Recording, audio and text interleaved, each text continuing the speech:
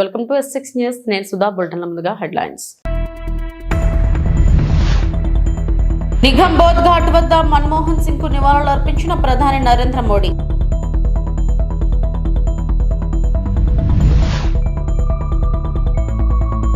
ఇది వైకాపా రాజ్యం అనుకుంటున్నారా? ధ్వజమెత్తిన పవన్ కళ్యాణ్.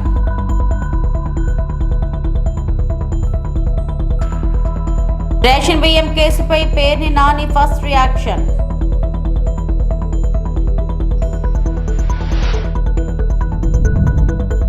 పాలమూరు రంగారెడ్డి ప్రాజెక్టుపై కుట్ర. నిగంబోధ్ ఘాట్ వద్ద మాజీ ప్రధాని డాక్టర్ మన్మోహన్ సింగ్ భౌతిక కాయానికి ప్రధాని నరేంద్ర మోడీ నివాళులు అర్పించారు. భారతదేశం యొక్క ఆర్థిక మార్గాన్ని రూపొందించిన మరియు అంకిత భావంతో పనిచేసిన నాయకుడిగా డాక్టర్ సింగ్ వారసత్వాన్ని దేశం గౌరవిస్తుందన్నారు. पहुंच गए हैं निगमबोध घाट.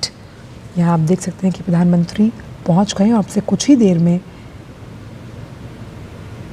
राजकीय सम्मान के साथ अंतिम संस्कार किया जाएगा पूर्व प्रधानमंत्री डॉक्टर मनमोहन सिंह का.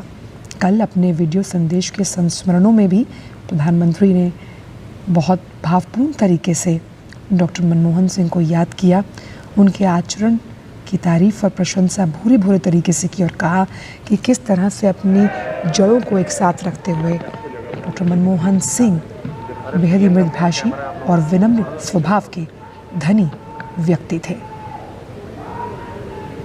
उन्होंने आप देख सकते हैं कि उन संस्मरणों को भी कल याद किया था कि कैसे जब वो गुजरात के मुख्यमंत्री थे और डॉक्टर मनमोहन सिंह प्रधानमंत्री, तो नियमित तौर पर उनकी बात डॉक्टर मनमोहन सिंह से होती थी. एक कुशल सांसद के रूप में उनके आचरण की भी प्रशंसा करते हुए प्रधानमंत्री ने साफ तौर पर ये उदाहरण दिया था कि किस तरह वो व्हील चेयर पर मौजूद होकर यहाँ पहुँचे थे. आप देख सकते हैं कि उपराष्ट्रपति जगदीप धनखड़ भी इस वक्त निगमबोध घाट पहुँच गए हैं. तस्वीरों में आप देख सकते हैं रक्षा मंत्री राजनाथ सिंह, गृह मंत्री अमित शाह भी भावपूर्ण विदाई देते हुए डॉक्टर मनमोहन सिंह जो अब हमारे बीच नहीं हैं.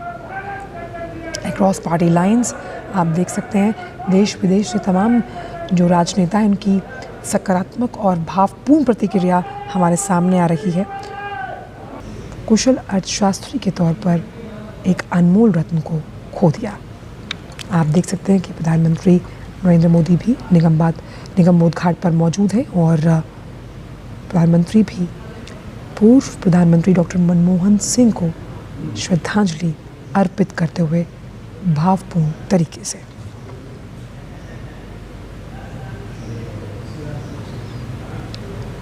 डॉक्टर मनमोहन सिंह ने 10 वर्षों तक प्रधानमंत्री के तौर पर देश की सेवा की. RBI गवर्नर का पद हो, योजना आयोग के उपाध्यक्ष का पद हो या फिर वित्त मंत्री का पद, इस कार्यभार को संभालते हुए उन्होंने अपने दायित्वों का निर्वहन सफलतापूर्वक किया है. కడప రిమ్స్ ఆసుపత్రిలో చికిత్స పొందుతున్న గాలివీడు ఎంపీడీఓ జవహర్ బాబును డిప్యూటీ సీఎం పవన్ కళ్యాణ్ పరామర్శించారు. ఆయన ఆరోగ్య పరిస్థితిని వైద్యులను అడిగి తెలుసుకున్నారు. బాధితుడికి అండగా ఉంటామని హామీ ఇచ్చారు. అనంతరం పవన్ మీడియాతో మాట్లాడారు. గాలివీడు ఎంపీడీఓ జవహర్ బాబును అమానుషంగా కొట్టారు. అధికారులపై దాడి చేయడం వైకాపాకు కొత్త కాదు. ఆధిపత్యం, అహంకారంతో అధికారులపై దాడులు చేస్తే ఎలాంటి శిక్షలు పడతాయో చూపిస్తాం. అహంకారంతో వైకాపా నేతలకు కళ్ళు నెత్తికెక్కాయి. ఇది కూటమి ప్రభుత్వం, వైకాపా రాజ్యం అనుకుంటున్నారా కాబట్టారంటూ డిప్యూటీ సీఎం పవన్ కళ్యాణ్ ధ్వజమెత్తారు.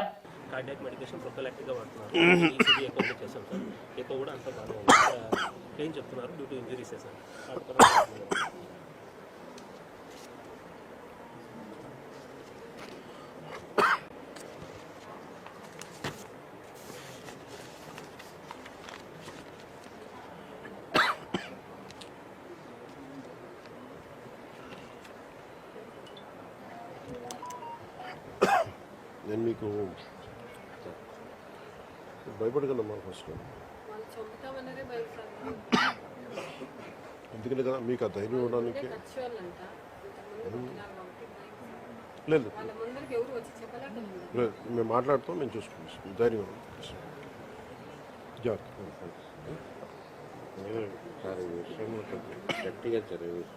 సార్. లేదు ఇది మన చెప్పుకోలేకుండా నేను మాట్లాడుతున్నాను. దాన్ని సరైన యాక్షన్ తీసుకోండి. ఈ సంఘటన వల్లే సార్ మీకోసం స్పెషల్గా వచ్చాము, కొంచెం గట్టిగా యాక్షన్. వేరే పని లేదు. మామూలుగా ప్రెస్ స్టేట్మెంట్కో దేనికో వెళ్ళాలా మీకు నేను మీకు అండగా ఉండటానికి వచ్చాను. రెడ్డి గారి గతంలో కూడా ఈయన ఇదే ఎంపీడీఓలో ప్రతాప్ గారి మీద దాడి చేశారు, శేఖర్ నాయక్ గారి మీద దాడి చేశారు, అలాగే శ్రీనివాసులు రెడ్డి గారి మీద దాడి చేశారు. ఇది వీళ్ళ రాజ్యాలు అనుకుంటా ఉన్నారు.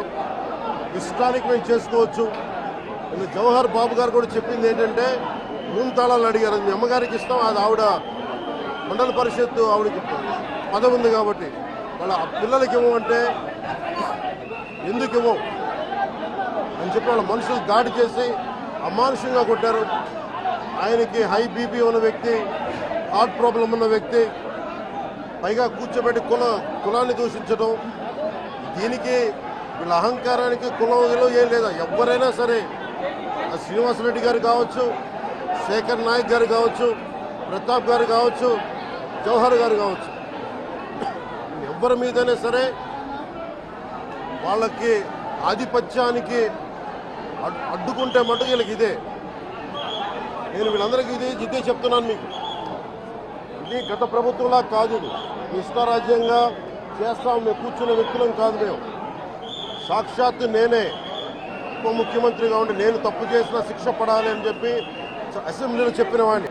శ్రీనివాసులు రెడ్డి గారి మీద దాడి చేశారు. వీళ్ళకి కులం ఎక్కువ తక్కువ లేదు, వీళ్ళకి అహంకారం నడినెత్తి మీదకి వచ్చి కొట్టుకుంటా ఉంది. అహంకారం తీస్తాం, తోలు తీసి కింద కూర్చోబెడతాం. మీకు ఒళ్ళు ఒక్కొక్కళ్ళకి మీకు ఎక్కడెక్కడ ఉన్నో తెలియట్లా. మీకు అహంకారాలు పెరిగిపోయినాయి. మీకు ఆధిపత్యపు అహంకారంతో అధికారుల మీద దాడి చేస్తే మిమ్మల్ని ఎలా తీసుకెళ్లాలో, ఎలాంటి శిక్ష పడాలో మీకు ఖచ్చితంగా చేసి పెడతాం. మీకు ఇష్టారాజ్యంగా చేయకండి. అహంకారంతో నడినెత్తి మీద కళ్ళు నెత్తికెక్కాయి మీకు. ఈ ప్రభుత్వం చాలా త్రికరణ శుద్ధిగా అందరం కూర్చొని మేము కలిసికట్టుగా ఉన్నాం ఇక్కడ. ఇది కూటమి ప్రభుత్వం, ఇది వైసీపీ ప్రభుత్వం కాదు. ఇది ఇష్టారాజ్యంగా మీరు చేస్తారంటే కామ్గా కూర్చునే ప్రభుత్వం కాదు. మీకు ఎలా చేస్తే, ఎలా నియంత్రిస్తే మీకు కిందకు వస్తారో మేము చేస్తాం. మీరు గాల్లో విహరిస్తూ ఉన్నారు. 11 సీట్లు వచ్చి ఇంకా గాల్లో విహరిస్తున్నారు. మొత్తం మీకు ఎలా కిందకి దించాలో మాకు బాగా తెలుసు, చేసి చూపిస్తాం. ఇదే కాదు, ఈ సందర్భంగా ఏ నాయకులకైనా సరే అధికారుల మీద దాడి చేసినా, అధికారులు విధులు నిర్వహిస్తుంటే అడ్డుకున్నా చాలా కఠినమైన చర్యలు ఉంటాయి. పశ్చిమ గోదావరి జిల్లా తణుకు ఎమ్మెల్యే ఆర్మిల్లి రాధాకృష్ణ తెలుగుదేశం పార్టీ కార్యాలయంలో విలేకరుల సమావేశం నిర్వహించారు. ఈ సందర్భంగా ఎమ్మెల్యే ఆర్మిల్లి రాధాకృష్ణ మాట్లాడుతూ తణుకు మండలం తేతలలోని లేహం ఫుడ్ ప్రొడక్ట్స్ పేరుతో ఏర్పాటు చేసిన పశువధ కర్మాగారానికి అనుమతులు తెచ్చింది అప్పటి ఎమ్మెల్యే కారుమూరి వెంకట నాగేశ్వరరావు అని అన్నారు. పరిశ్రమ ఇక్కడ రావడానికి కర్త కర్మ క్రియ కారుమూరి మాత్రమేనని అన్నారు. 2023లో సింగిల్ విండో ద్వారా టౌన్ ప్లానింగ్ అనుమతులు తీసుకొచ్చారని గుర్తు చేశారు. 2024 జనవరిలో పొల్యూషన్ బోర్డు ద్వారా అనుమతులు తీసుకొచ్చారని చెప్పారు. లేహం ఫుడ్ ప్రొడక్ట్స్ పరిశ్రమకు అనుబంధంగా హైదరాబాద్లో తన కుమారుడితో కలిసి హరి ప్రోటీన్ ఫుడ్స్ పేరుతో పరిశ్రమ ఏర్పాటు చేశారన్నారు. లేహం ఫుడ్స్ ద్వారా వచ్చిన కళేబరాలు సేకరించి వాటి ద్వారా మరో అనుబంధ పరిశ్రమ ఏర్పాటు చేసినట్టు చెప్పారు. పరిశ్రమ యాజమాన్యంతో లావాదేవీల్లో తేడాలు వచ్చి ఇప్పుడు ప్రగల్భాలు పలుకుతున్నారని అన్నారు. 2020 నుంచి 2024 వరకు లేహం ఫుడ్స్ కర్మాగారంలో వచ్చిన విద్యుత్ లక్షల్లో బిల్లులు నడుపుతున్నారనే దానికి నిదర్శనమన్నారు. కర్మాగారం వ్యవహారం జిల్లా కలెక్టర్తో పాటు ప్రభుత్వం దృష్టికి తీసుకెళ్లామన్నారు. ఈ పరిశ్రమను నిలిపివేసేందుకు చర్యలు తీసుకుంటామని హామీ ఇచ్చారు. నా ప్రభుత్వ హయాంలో 2019 నుంచి 2024 వరకు ఏమీ అనుమతులు రాలేదంటున్నాడు. ఆ రోజు 2014-19లో పంచాయతీకి సంబంధించినటువంటి అప్రూవల్ ఇవ్వకపోతే ఈయన అధికారంలోకి వచ్చిన తర్వాత 2023లో వాళ్ళు పంచాయతీని బైపాస్ చేసి సింగిల్ విండో ద్వారా టౌన్ ప్లానింగ్ అప్రూవల్ తీసుకొచ్చున్నారు. 3 ఏప్రిల్ 2023. ఇది ఈ పెద్ద మనిషి ఎమ్మెల్యేగా ఉన్నప్పుడు, మంత్రిగా ఉన్నప్పుడు 2023లో సింగిల్ విండో ద్వారా డెవలప్మెంట్ అథారిటీ నుంచి టౌన్ ప్లానింగ్ అప్రూవల్ తెచ్చుకున్నారు. అలాగే అస్సలు ఒక్క పర్మిషన్ రాలేదు, నేను పత్తిని ఎంత ఒత్తిడిలు వచ్చినా రాలేదన్నాడు. 17 జనవరి 2024 పొల్యూషన్ బోర్డు పర్మిషను. ఇది ఈ సంవత్సరం జనవరిలో వచ్చినటువంటి పర్మిషన్స్. ఈరోజు కారు మోరికి సిగ్గుండాలి మాట్లాడటానికి. అసలు నువ్వు ఇక్కడ ఈ పరిశ్రమ రావడానికి నువ్వు కారణం. ఆ దరిద్రాన్ని తెచ్చిపెట్టింది ఇక్కడ నువ్వు. ఈ రోజు నువ్వు పెద్ద మనిషిలాగా కౌరులు చెప్తూ రాజకీయ ప్రలోభాల కోసం, రాజకీయ లబ్ధి కోసం నువ్వు మాట్లాడుతున్నావు అంటే చాలా హాస్యాస్పదంగా ఉంది. ఇంకా ఉంది నీ చరిత్ర. నువ్వు ఈ పరిశ్రమతో అనుబంధ పరిశ్రమను ప్రారంభించావా లేదా? నువ్వు కొడుకు హైదరాబాద్లో ఈ పరిశ్రమకు సంబంధించి ఏదైతే ఈరోజు దీని ద్వారా వచ్చే బోన్లని కూడా ప్రాసెస్ చేసే విధంగా నువ్వు పరిశ్రమను స్థాపించావా లేదా? నువ్వు నీ కొడుకు అక్కడికి సంబంధించినటువంటి దానికి సంబంధించినటువంటి Priya foods Hari protein foods నీ కొడుకు డైరెక్టర్గా ఉన్నాడు. నీ వియ్యంకులు ఎవరో నీకు సంబంధించినటువంటి వాళ్ళు డైరెక్టర్లుగా ఉన్నారు. హరి ప్రోటీన్ ఫుడ్స్ని ఈ పరిశ్రమకి ల్యామ్ ఫుడ్స్కి అనుబంధంగా ప్రారంభించిన కంపెనీయా కాదా అనేది నువ్వు చెప్పు ప్రజలకు సమాధానం. ఈ తణుకు నియోజకవర్గ ప్రజలకి అక్కడ నువ్వు వ్యాపార లావాదేవీలు చేసుకోవడానికి కూడా సిద్ధమయ్యావు. ఆ రోజు అక్కడ ప్రజలు కూడా తరిమి కొట్టారు నిన్ను. ఈరోజు వాళ్ళతో లావాదేవీలు నీకు తేడా వచ్చి ఈరోజు నువ్వు ఏదో గొప్పగా సంఘ సంస్కరణగా వచ్చి మాట్లాడుతున్నావు అంటే సిగ్గుపడాలి. దీనికి సమాధానం చెప్పు. ఈ హరి ప్రోటీన్ ఫుడ్స్ ఏంటి? ప్రోటీన్ ఫీడ్స్ అనేది ఈ కంపెనీ ఏంటి? దీని తతంగం ఏంటి అనేది ఈరోజు ఆ విధంగా నువ్వు ఇచ్చినటువంటి పర్మిషన్లు, నువ్వు అనుబంధ పరిశ్రమని ఈ పరిశ్రమకు అనుబంధంగా పరిశ్రమను ప్రారంభించావు. ఈరోజు అటువంటి పరిస్థితుల్లో నువ్వు దీని మీద పోరాడేటటువంటి నైతిక హక్కు నీకు లేదు. ప్రజల నెత్తిన భారం మోపిన వ్యక్తి ఆ రోజు జగన్మోహన్ రెడ్డి అని తణుకు ఎమ్మెల్యే ఆర్మిల్లి రాధాకృష్ణ అన్నారు. పశ్చిమ గోదావరి జిల్లా తణుకు తెలుగుదేశం పార్టీ కార్యాలయంలో ఎమ్మెల్యే ఆర్మిల్లి రాధాకృష్ణ మాట్లాడుతూ జగన్మోహన్ రెడ్డి ముఖ్యమంత్రిగా 10 సార్లు కరెంటు బిల్లులు పెంచి ఈ రోజు వైఎస్ఆర్ పార్టీ ఆధ్వర్యంలో నిరసన చేయడం సిగ్గుచేటంటూ ధ్వజమెత్తారు. తణుకు ఎమ్మెల్యే ఆర్మిల్లి రాధాకృష్ణ ఆ రోజు వైఎస్ఆర్ ప్రభుత్వం చేసిన పాపాలు ఈ రోజు ప్రజలకు శాపాలుగా మారాయని ఎమ్మెల్యే ఆర్మిల్లి రాధాకృష్ణ అన్నారు. Solar power, wind power, PPL ను రద్దు చేసుకుని 10,000 మెగావాట్లు విద్యుత్ లేకుండా చేసిన వ్యక్తి జగన్మోహన్ రెడ్డి అని ఎమ్మెల్యే ఆర్మిల్లి అన్నారు. కూటమి ప్రభుత్వం బిల్లులు పెంచిందో తగ్గించిందో బిల్లులు చూస్తే తెలుస్తుందన్నారు. విద్యుత్ బిల్లులు పెంచారంటూ వైఎస్ఆర్ పార్టీ తప్పుడు ప్రచారం చేస్తుందన్నారు. వైఎస్ఆర్ పార్టీ నాయకులు ప్రజలను తప్పుదారి పట్టించే ప్రభుత్వం చేస్తున్నారన్నారు. కరెంటు వ్యవస్థను పూర్తిగా, విద్యుత్ వ్యవస్థను పూర్తిగా నాశనం చేసినటువంటి వ్యక్తి జగన్మోహన్ రెడ్డి. ఆ రోజు ప్రభుత్వంలో డిస్కమ్ల ద్వారా ఈఆర్సీకి రేట్లు పెంచడం కోసం ప్రతిపాదనలు పంపించి జగన్మోహన్ రెడ్డి, వైఎస్ఆర్ కాంగ్రెస్ పార్టీ నాయకులు ఈరోజు ముసలి కన్నీరు కారుస్తున్నారు అనడంలో ఎటువంటి సందేహం లేదు. వైఎస్ఆర్ పార్టీ అధికారంలో ఉన్నప్పుడే ఆ రోజు విద్యుత్ ఛార్జీలు పెంచడం జరిగింది. ఆ రోజు భారం ఈ రోజు ప్రజల మీద పడుతుంది. వీళ్ళు చేస్తున్నటువంటి ఆ రోజు చేసినటువంటి నిర్వాహకాలే ఈ ప్రభుత్వం వచ్చిన తర్వాత కూడా ప్రజలకి శాపాలుగా మారి అనడంలో వాస్తవం అని సందర్భంగా తెలియజేస్తున్నాం. అలాగే ముఖ్యంగా జగన్మోహన్ రెడ్డి అధికారంలో ఉన్నప్పుడు సోలార్ పవర్ కానీ, విండ్ పవర్ కానీ ఆ రోజు పీపీఎల్ అన్నింటినీ కూడా రద్దు చేసుకుని 10,000 మెగావాట్ల విద్యుత్తుని ఈ రాష్ట్రానికి రాకుండా చేసినటువంటి దుర్మార్గుడు జగన్మోహన్ రెడ్డి. ఈ రోజు వీళ్ళు విద్యుత్ ఛార్జీలు పెంచారని చెప్పేసి తప్పుడు ప్రచారాలతో వీళ్ళు ధర్నాలు, ర్యాలీలు చేయడం సిగ్గుచేటని సందర్భంగా తెలియజేస్తున్నాం. వాళ్ళు చేసినటువంటి ఈరోజు ప్రజలెవరూ కూడా నమ్మే పరిస్థితిలో లేరు. ఈ ప్రభుత్వం ప్రజల సంక్షేమానికి కట్టుబడి ఉంది. ప్రజల మీద ఏ విధంగా వాళ్ళు భారాలు మోపారో వాటన్నింటినీ కూడా తగ్గించడానికి ఈరోజు ప్రయత్నం చేస్తుంది. ఈరోజు ఈ ప్రభుత్వం వచ్చిన తర్వాత వాళ్ళు చేసినటువంటి తప్పుడు ఛార్జీలు తగ్గించి ఈరోజు విద్యుత్ ఛార్జీలు కూడా బిల్స్ లో ప్రజలకు కనిపిస్తున్నాయి, తగ్గినాయో పెరిగినాయో అనేది. ఈరోజు ఆ విధంగా ప్రజల పక్షాన్ని నిలబడే ప్రభుత్వం ఈ కూటమి ప్రభుత్వం అని రేషన్ బియ్యం మాయం కేసులో తనపై జరుగుతున్న తప్పుడు ప్రచారాన్ని మాజీ మంత్రి పేర్ని నాని ఖండించారు.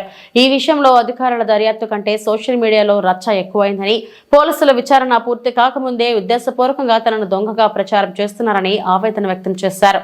శనివారం తాడేపల్లిలో ఆయన మీడియాతో మాట్లాడారు. అద్దె కోసమే గొడౌన్ కట్టుకున్నాం, తప్పుడు పనులు చేయడానికి కాదు. సివిల్ సప్లై అధికారులు నా భార్య జయసుధకు చెందిన గొడౌన్ లో స్టాక్ ఉంచారు. టెక్నికల్ గా మా తప్పు లేకపోయినా నైతికంగా బాధ్యత తీసుకుంటామని చెప్పాం. ఈ కేసులో విచారణ పూర్తి కాలేదని పోలీసులే చెబుతున్నారు. ఏది తెలుసుకోకముందే నేనే దొంగనంటూ కూటమి నేతలు కొద్ది రోజులుగా నాపై ఆరోపణలు చేస్తూనే ఉన్నారని అన్నారాయన. అయినా కూడా ఈ వ్యవహారంలో డిపార్ట్మెంట్ విచారణ కంటే సోషల్ మీడియా రచ్చ ఎక్కువైంది. కూటమి అనుకూల నేతలు, విశ్లేషకులు ఈ తప్పుడు ప్రచారంలో భాగమయ్యారు. నేను పారిపోయానంటూ ప్రచారాలు చేశారు. నాపై ప్రతీకారం తీర్చుకోవాలని నా ఇంట్లో ఆడవాళ్లను ఇబ్బంది పెడుతున్నారు. ఏదో ఒక రకంగా నన్ను, నా భార్యను అరెస్టు చేయాలని చూస్తున్నారని పేర్ని నాని ఆవేదన వ్యక్తం చేశారు. పేర్ని నాని ఒక అక్రమార్కుడిగా నేనేదో ఉద్దేశపూర్వకంగా తప్పుడు పనులు చేశానని చెప్పని పోలీస్ ఇన్వెస్టిగేషను, డిపార్ట్మెంటల్ ఇన్వెస్టిగేషన్ కంటే కూడా మీడియా, సోషల్ మీడియా అత్యుత్సాహంతో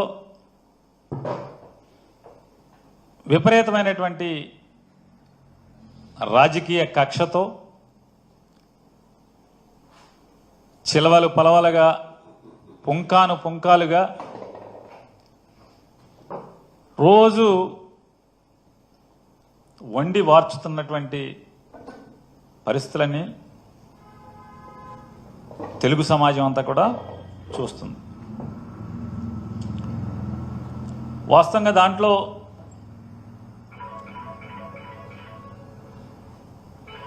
ఆవిడ నిర్మాణం చేసి రెంట్కి ఇచ్చినప్పటికి కూడా ఉన్నది ఒకటే గోడౌను.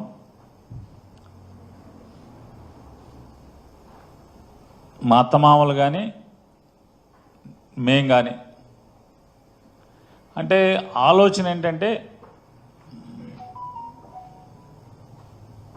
వయసు 60కి దగ్గరికి వెళ్తున్నాం, రిటైర్ అయితే లేకపోతే ఏ వ్యాపకం చేయలేని, అంటే రిటైర్ అంటే ఏదైనా వ్యాపారమో లేకపోతే కాంట్రాక్ట్లో ఇంకోటో ఏదైనా వ్యాపారం చేయలేని పరిస్థితులు ఉంటే ఏదైనా రెంట్ వస్తుంది అనే ఆలోచనతో చేసినటువంటి నిర్మాణం. రెండోది ఏంటంటే పోర్టు తొందరలో పూర్తవుతుంది, ఎవరో ఒకళ్ళు వచ్చి రెంట్ తీసుకుంటారనేటువంటి నేపథ్యంలో దాన్ని నిర్మాణం చేసిన పరిస్థితులు. సాధారణంగా నేను కానీ నా శ్రీమతి గారు కానీ అసలు దాంట్లోకి వెళ్తాం అనేది, దానికి వెళ్ళి రోజు వెళ్ళి చూడటం లేకపోతే మధ్యలో వెళ్ళి చూడటం, ఇట్లాంటి డే టు డే ఆపరేషన్స్ అన్నీ కూడా మేనేజర్ని పెట్టుకుని, స్టాఫ్ని పెట్టుకుని ఆపరేషన్స్ జరుగుతున్నాయి. 25 నవంబర్ 2024 తారీఖున 25వ తారీఖు నవంబర్ 2024న ఆ గోడౌన్స్ కేర్ టేకర్గా ఉన్నటువంటి, అంటే అక్కడ ఆపరేషన్స్ చూస్తున్నటువంటి మేనేజరు వచ్చి షార్టేజ్ కనపడుతుందండి, ఏంటో మాకు అర్థం కాలేదు, రికార్డ్స్ అన్ని చూసుకున్నాం, చూసుకుంటే లారీ కాట ఏదో తేడా కనపడుతుందండి, వేరియేషన్ ఉంది అని చెప్పని చెప్తే మేము కూడా ఆందోళన చెందిన మాట వాస్తవం. అంటే మా శ్రీమతి గారు ఆందోళన చెంది వెంటనే ఆవిడ 26వ తారీఖున ఇందులో మాకేం పాపం పుణ్యం తెలియదు అయినప్పటికీ కూడా పాలమూరు రంగారెడ్డి ఎత్తిపోతల పథకంపై రాష్ట్ర ప్రభుత్వం అఖిలపక్షాన్ని ఢిల్లీ తీసుకెళ్లాలని మాజీ మంత్రి బీఆర్ఎస్ నేత శ్రీనివాస్ గౌడ్ డిమాండ్ చేశారు. పాలమూరు రంగారెడ్డి ప్రాజెక్టుకు కేంద్రం అనుమతులు ఇవ్వకపోగా డీపీఆర్ ను వెనక్కి పంపిందని మండిపడ్డారు. బీఆర్ఎస్ ప్రభుత్వం పంపిన డీపీఆర్ కు పర్యావరణ శాఖ అనుమతులు ఇచ్చిందన్న ఆయన, నాగార్జున సాగర్ ఎగువన ఉన్న 45 టీఎంసీలు తెలంగాణ వాడుకోవాలని తీర్పు ఉందని, 90 టీఎంసీల నికర జలాలు తెలంగాణకు ఉన్నాయని వివరించారు. పాలమూరు రంగారెడ్డి ప్రాజెక్టుకు అనుమతులు ఇవ్వాలని ప్రధాని మోడీ, సీఎం రేవంత్ రెడ్డి అడగాలని, ప్రాజెక్టు ఎప్పుడు పూర్తి అవుతుందో చెప్పాలని డిమాండ్ చేశారు. ప్రాజెక్టు కోసం రైతు సంఘాలతో కలిసి ఆందోళనలు చేస్తామన్న శ్రీనివాస్ గౌడ్ త్వరలోనే ఉమ్మడి జిల్లా బీఆర్ఎస్ నేతలతో కలిసి కార్యాచరణ చేపడతామని తెలిపారు. ఆన్ చేస్తే రిజర్వాయర్ నీళ్ళు నిండి ఉండేటివి, మోటార్లు రెడీ ఉన్నా రిజర్వాయర్లు నింపట్లేదు.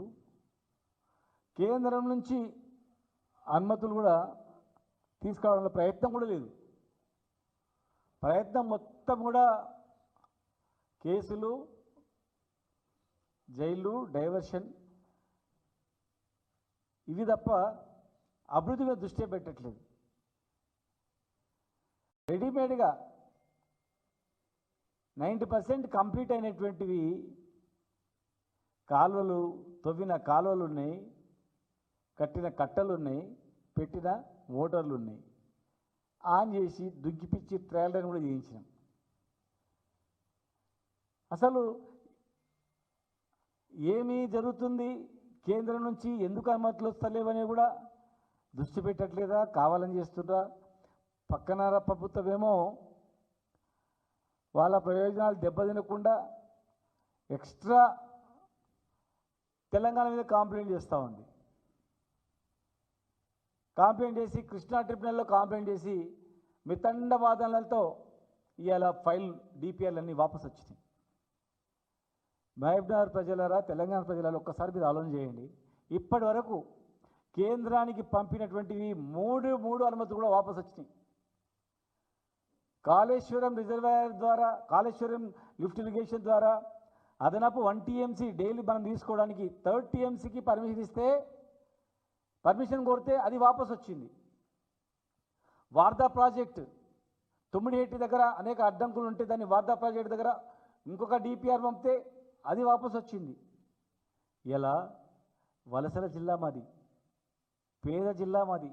మా జిల్లా పేరు చూపించుకొని, మా జిల్లా పేరు చెప్పి ప్రపంచ బ్యాంకుతో అప్పు తెచ్చుకొని యునైటెడ్ ఆంధ్రప్రదేశ్లో తెలంగాణని ఎండబెట్టిండ్రు, ఆంధ్రని పండబెట్టిండ్రు. పంటలు పండినాయి అక్కడ.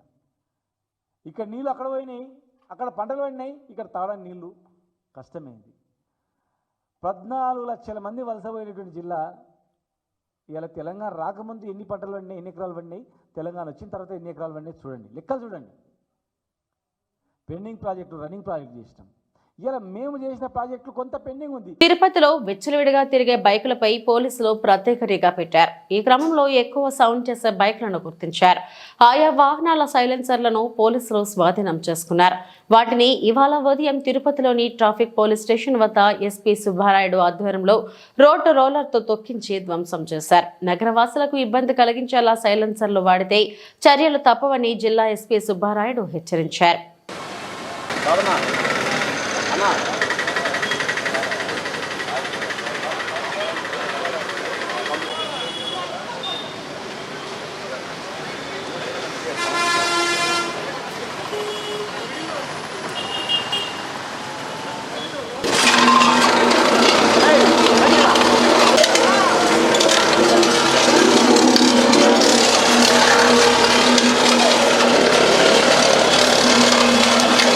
తిరుపతి పట్టణంలో గత కొంతకాలంగా ఎంవి యాక్ట్ని అతిక్రమించి శబ్ద కాలుష్యాన్ని కలిగిస్తూ ఎక్స్ట్రా ఫిట్టింగ్స్ని వెహికల్స్కి పెట్టుకొని, అదేవిధంగా పరిమితికి మించి సౌండ్ వచ్చే విధంగా సైలెన్సర్స్ని బిగించడం జరిగింది. వాటిపై గత కొంతకాలంగా రైడ్స్ చేసి ఆ సైలెన్సర్ అన్నింటినీ కూడా సీజ్ చేయడం జరిగింది. ఆ సైలెన్సర్ని ఎంవి యాక్ట్ ప్రకారం కమిటీ వేసి వాటన్నిటినీ కూడా డిస్మాంటిల్ చేయడం జరిగింది. ఈ ప్రెస్ మీట్ ద్వారా తిరుపతి పట్టణంలో ఉన్న వాహన వినియోగదారులకు ఎంవి యాక్ట్ ప్రకారం పరిమితికి మించి లేకుండా ఎంవి యాక్ట్ ప్రకారం మాత్రమే మీరందరూ కూడా వెహికల్స్ని వాడాలి. శబ్ద కాలుష్యాన్ని పెంచి రాత్రిపూట వాటితో సౌండ్ చేయడం వల్ల చాలామందికి నిద్రాభంగం కలిగే ప్రమాదం ఉంది. అదేవిధంగా పక్కన వెహికల్ వ్యక్తి కూడా భయపడి తన వెహికల్ కంట్రోల్ పోయే ప్రమాదం ఉంది. కాబట్టి ఇటువంటి వెహికల్స్ని ఆల్రెడీ మొన్న కొన్ని వెహికల్స్ని ఎక్స్ట్రా ఫిట్టింగ్స్ ఉన్నప్పుడు సీజ్ చేయడం కూడా జరిగింది, రైడ్స్కి వాడే వెహికల్స్. సో అందరికీ కూడా మీరందరూ ఎంవీ యాక్ట్ ఫాలో అయ్యి మీరు భద్రంగా ఉండాలి, పక్క వ్యక్తిని కూడా సురక్షితంగా ప్రయాణించే విధంగా ఉండాలని తెలియజేస్తున్నాను. అదేవిధంగా ఇటీవల కాలంలో తిరుపతి పట్టణం మరియు తిరుపతి జిల్లాలో సుప్రీంకోర్టు హైకోర్టు గైడ్లైన్స్ ప్రకారం అందరూ కూడా ఎంవీ యాక్ట్ ఫాలో అయ్యే విధంగా హెల్మెట్స్ ధరించే విధంగా ఎక్కువగా అవేర్నెస్ ప్రోగ్రామ్స్ ఎన్ఫోర్స్మెంట్ చేయడం జరుగుతుంది. ప్రజలందరూ కూడా మీ భద్రత కోసమే మేము చెప్తున్నాం. మీరు భద్రంగా ఉంటే మీ కుటుంబం భద్రంగా ఉంటుంది, సమాజం భద్రంగా ఉంటుంది, సురక్షితంగా ఉంటుంది. కాబట్టి అందరూ ఎంవీ యాక్ట్ ఫాలో అవ్వండి, రోడ్డు రూల్స్ను ఫాలో అవ్వండి, హెల్మెట్ని ధరించడం తెలియజేస్తున్నాం. ఇవి ఇప్పటివరకు నా బులెటిన్ అప్డేట్స్. నమస్తే.